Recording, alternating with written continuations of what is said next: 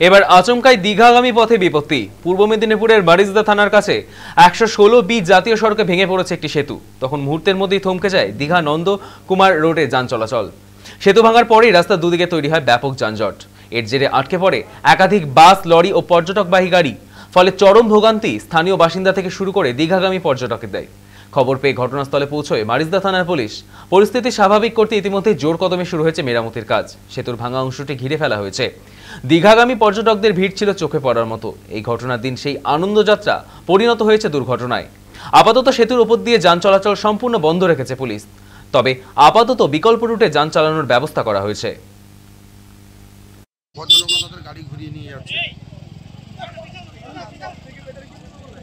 শুধুমাত্র বাইক ছাড়া বাকি যারা আসছে তাদেরকে সবাইকে ঘুরিয়ে দেওয়া হচ্ছে এবং ঘুরপথে অন্য রাস্তায় সবাইকে যেতে বলা হচ্ছে।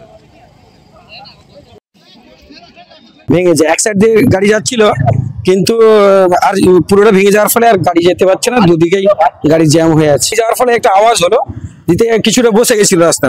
বসে যাওয়ার ফলে তারপর থেকে পুলিশ খবর, স্থানীয় সিভিক পুলিশ সব এসে এটাকে পুরো গার্ড দিয়ে দিয়েছিল, যাতে করে এক সাইড দিয়ে আপাতত যাওয়া যায়।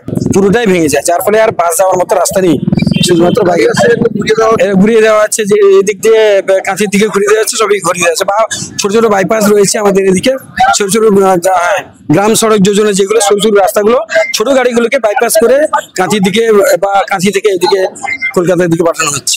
এই ব্রিজটা অতিরিক্ত বৃষ্টির কারণে এরকম ড্যামেজ কন্ডিশন হয়েছে। আমরা এনএইচ অথরিটি, সিভিল অথরিটির সঙ্গে কথা বলেছি।